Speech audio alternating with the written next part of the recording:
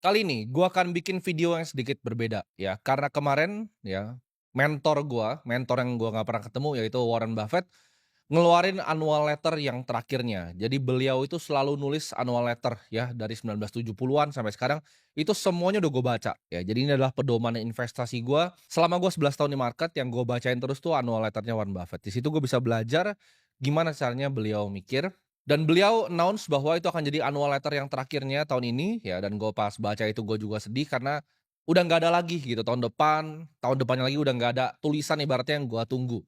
Jadi dari sini gue akan rekap ya pelajaran hidup ya, 7 pelajaran hidup yang gue dapet dari Warren Buffett. Karena beliau itu gue nggak ngelihat sebagai hanya mentor di dunia investasi, ya beliau adalah investor yang sangat hebat, tapi beliau adalah orang yang hidupnya menurut gue layak dicontoh oleh semua orang ya. Beliau itu mengajarkan nilai-nilai seperti kebaikan, ya, kebijaksanaan, dan wisdom-nya itu patut untuk dicontoh. Menurut gua Warren Buffett adalah salah satu role model terhebat yang gue ikuti, dan kalau kalian tanya, hampir semua ilmu yang gue tahu, ya, hampir semua ilmu yang gue tahu tentang usaha, tentang cara ngelihat laporan keuangan, tentang cara ngelihat perusahaan, tentang cara bikin perusahaan, cara struktur perusahaan, itu semuanya dari Warren Buffett. Ini adalah pelajaran hidup yang gue dapat dari beliau ya. Pelajaran pertama yang gue dapat itu gue ambil dari annual letter yang terakhirnya. Jadi dia ada paragraf terakhirnya, kalian bisa buka ya di website beliau. Itu paragraf salah satu yang terakhirnya adalah ini, "Jangan terlalu menyalahkan diri sendiri atas kesalahan yang lu buat." Ini adalah hal yang sering gue lakukan ketika gue melakukan kesalahan, karena manusia itu nggak luput dari kesalahan. Mau di investasi, mau di hidup. Gue selalu nyalain diri sendiri terlalu berlebihan, ya. Warren Buffett bilang, "Jangan terlalu keras sama diri lu ketika lu melakukan kesalahan." Ya, karena manusia pasti melakukan kesalahan, tapi gimana caranya lu bisa ngambil dari kesalahan itu dan lu bisa belajar. Jadi itu adalah hal penting yang gue ambil dari beliau. Semua orang pasti buat yang namanya kesalahan, jangan terlalu keras sama diri lu, tapi coba ambil pelajarannya apa. Karena kesalahan itu ada yang bisa dihindari sama ada yang bahkan nggak bisa dihindari, ya. Tapi tentu kalau udah buat kesalahan, coba jangan melakukan kesalahan lagi yang lain. Karena Warren Buffett dalam hidupnya, dia banyak sekali melakukan kesalahan investasi. Maupun untuk kesalahannya itu nggak berinvestasi, yaitu ketinggalan kereta, ataupun kesalahan investasi lalu value-nya turun. Terakhir Kraft and Heinz juga dia melakukan kesalahan dan itu valuasinya turun. Jadi nggak masalah ya, even Warren Buffett tuh make mistakes. Gua pun kalau kalian nonton sini, kalian idolain gue sebagai role model, gue tuh melakukan kesalahan juga. Cuman gimana caranya kita bisa ngambil dari situ, mungkin ini gue sambungin sedikit dengan Ray Dalio ya, pain ya, kesakitan plus reflection sama dengan progress. Jadi ketika kita jatuh, kita salah, kita refleksi, itu hidup kita akan progress. Pelajaran kedua yang gue ambil dari beliau, beliau ini orang yang sangat humble, punya humility yang sangat-sangat tinggi, ya. Beliau bilang, ini yang sedikit menampar gue sebenarnya, kehebatan seseorang itu nggak diukur dari seberapa besar uang yang dia punya, dia bilang.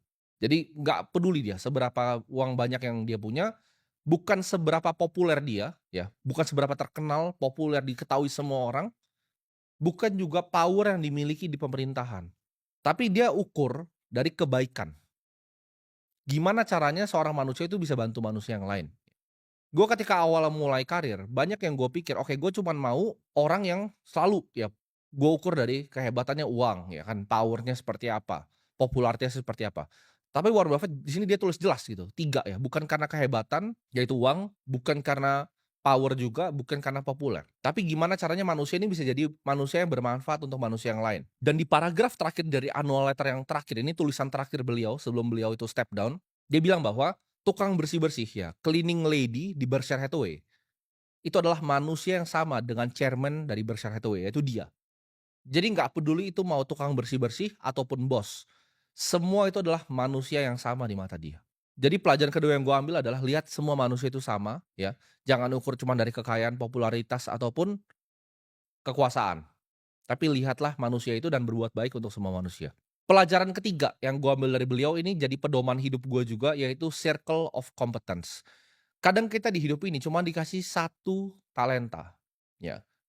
Jadi ketika lu udah tahu nih, oke, lu jagonya di mana, lu mau jadi seorang investor yang jago, lu stick di circle of competence itu, lu nggak keluar dari circle of competence itu. Lu nggak tiba-tiba jadi seorang investor, terus tiba-tiba lu mau jadi orang yang lain gitu, lu mau jadi orang yang bisa dansa di sirkus gitu loh. Talenta tuh biasanya cuma satu ya, dan di-hone skill itu. Jadilah yang terbaik di situ. Ini pelajaran yang waktu itu gue tulis di buku gue. Kan gue pernah bikin janji di diri gue mau jadi orang kaya gitu. Gue nggak mau uang jadi masalah lagi di hidup gue, dan gue udah tulis di buku gue, ya. Ketika Warren Buffett dan Bill Gates itu ketemu dengan orang tuanya Bill Gates, ditanya, "Satu kata yang bikin kalian sukses itu apa?" Dua-duanya itu tulis di kertas, satu kata yang sama, yaitu fokus. Nah, ini masuk ke dalam circle of competence. Bill Gates itu fokus jadi orang yang bikin software. Mark Zuckerberg itu fokus jadi orang yang bikin teknologi company, Facebook dan Meta. Larry Ellison tuh fokus untuk bikin satu perusahaan namanya Oracle. Elon Musk tuh fokus di manufacturing, ya baik itu mobil, mau humanoid robotnya Optimus, mau itu SpaceX-nya, semua itu manufacturing. Jadi kalau lu mau jadi kelas dunia di satu bidang, lu fokus gitu.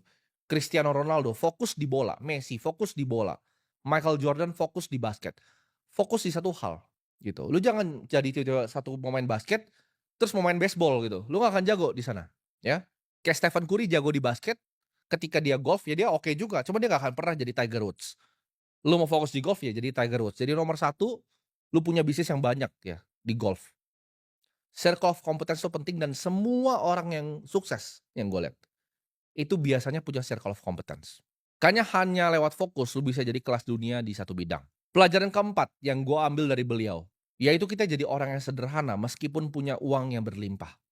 Beliau itu terkenal masih tinggal di rumah yang sama, dia beli berpuluh-puluh tahun yang lalu. Dia bisa pindah ke rumah yang jauh lebih mewah. Sama seperti Charlie Munger juga, ya, dia bisa pindah ke rumah yang jauh lebih mewah. Tapi dia bilang di interview terakhir yang umur 99 tahun sebelum meninggal, Charlie Munger, partnernya Buffett. Dia bilang bahwa dia itu nggak mau rumah besar-besar, buat apa?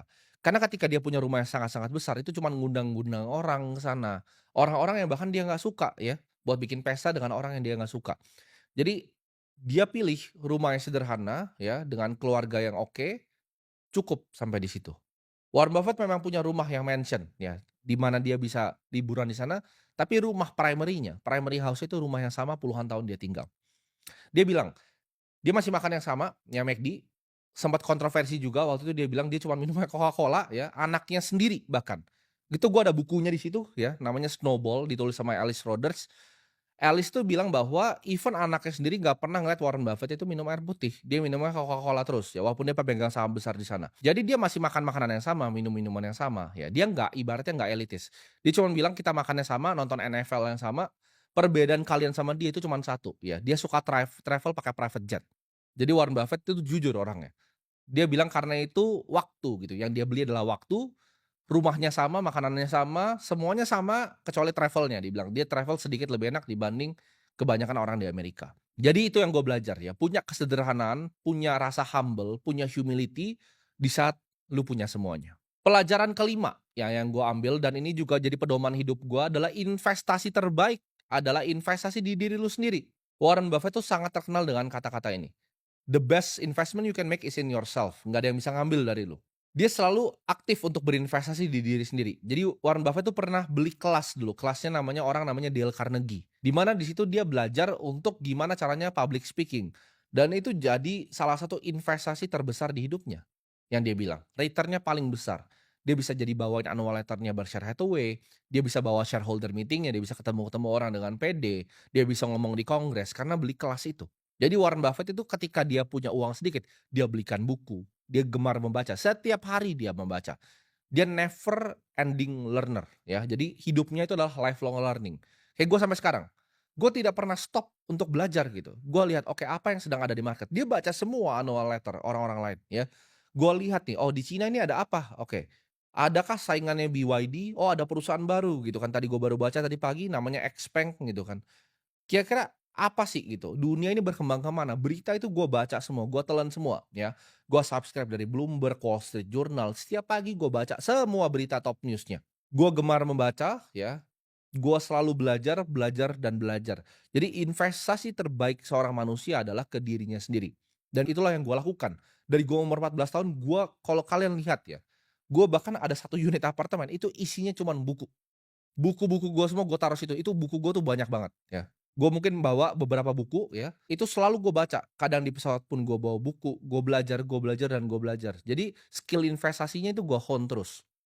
Jadi gue play yang namanya iterated games. Di mana suatu itu kita bisa pelajari terus gitu. Karena investasi adalah sebuah skill sampai nanti gue umur 70, 80 ya kalau diberkati gue masih hidup panjang, itu gue masih bisa main terus game-nya dan masih bisa belajar terus. Jadi jangan pernah jadi orang yang merasa ilmu itu udah cukup. Cari ilmu sampai ke manapun. Gue bahkan sampai artikel-artikel bahasa Mandarin pun gue telen gitu loh.